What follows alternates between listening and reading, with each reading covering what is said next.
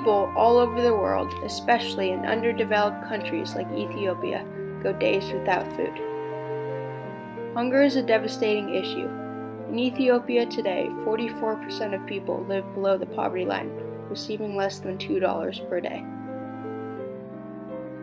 Many Ethiopians rely on farming and agriculture for food and income.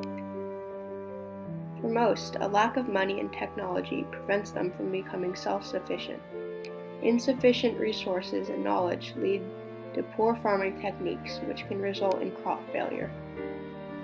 Hunger leads to malnutrition, which cycles back to low income, more hunger, and ongoing poverty.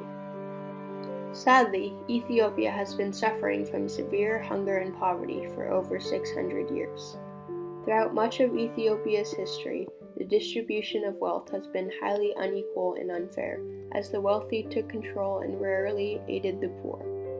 As early as the 1500s, this type of tension between the government and citizens led to wars throughout Ethiopia and contributed to death and injuries.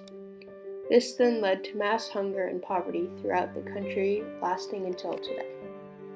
One example of the government's unfair treatment of its people was a time when leaders and emperors seized mules from the peasants, who relied on these animals for efficient farming. Further complicating the political conditions, the country is in the sub-Saharan desert region, suffering from unrelenting droughts and harsh climate. This impacts the growing of crops, adding to the vicious cycle of further hunger, malnutrition, and poverty. There are other natural factors contributing to hunger and poverty, including animal and plant diseases and dwindling suitable farmland. In addition, there are several human factors that contribute to hunger and poverty, including increases in population size, government corruption, and internal conflicts. Ethiopia has suffered from 3 major famines in 1984, 1994, and 2003. Meals were often reduced from twice per day to only once per day. Available food consisted of only bread and wild plants, such as cactus or berries. The intensity of despair led to a rise in theft of livestock and crops. There were documented cases of suicide by parents because they couldn't bear to see their own children starving. The old and disabled often resorted to begging. Finally, during these desperate times, people began migrating from farms to urban areas in search of jobs and food, resulting in crowded and overpopulated cities. The statistics regarding hunger and poverty are staggering. It is estimated that 80% of Ethiopians live in rural areas where the majority are part of large families.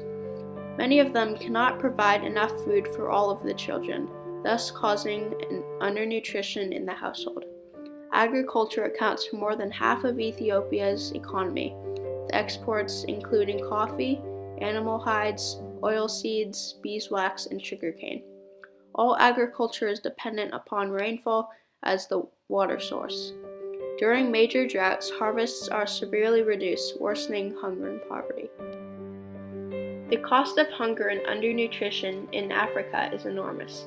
The financial effects of child malnutrition in Ethiopia consume 16.5% of the country's economic worth. Most of that cost is associated with the most severely affected people, those who experience growth stunting. Stunting is a lifelong condition that results when children do not receive important nutrients before birth and during the first 5 years of life, and it has lasting effects on the children's intellectual abilities.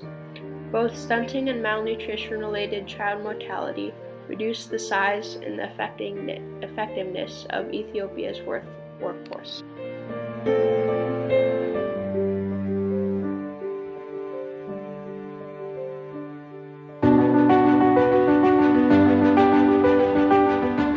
Encouragingly, numerous worldwide organizations are providing aid to the struggling country.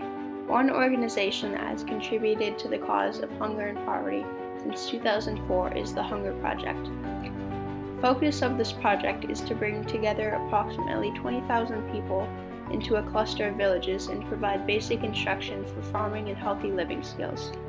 To date, the Hunger Project has created 8 centers bringing together approximately 160,000 people into self-reliant communities. A second organization is the Bill and Melinda Gates Foundation.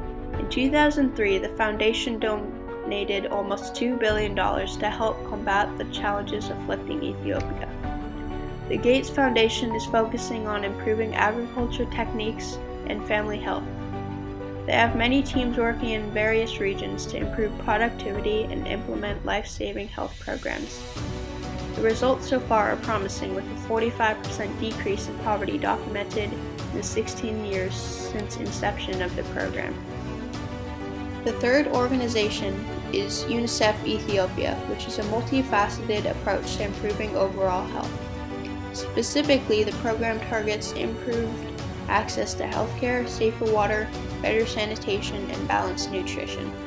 In addition, UNICEF Ethiopia strongly believes in access to basic education for all. They advocate for the needs and rights of the children.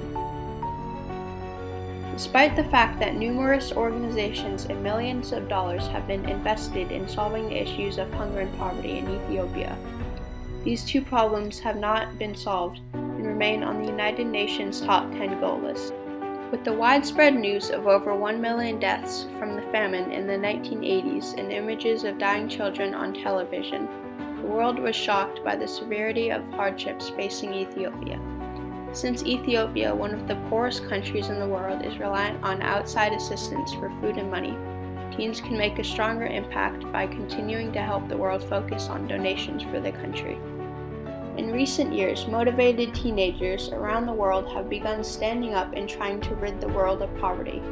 In one example, teens in the Action 2015 project, supported by the One campaign, have shared their concerns with major world leaders.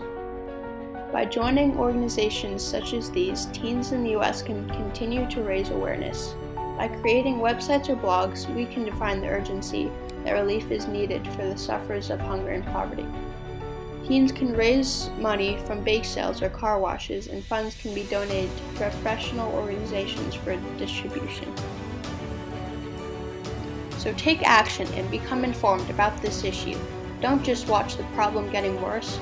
By raising money and awareness, you could make a difference in one of these children's lives.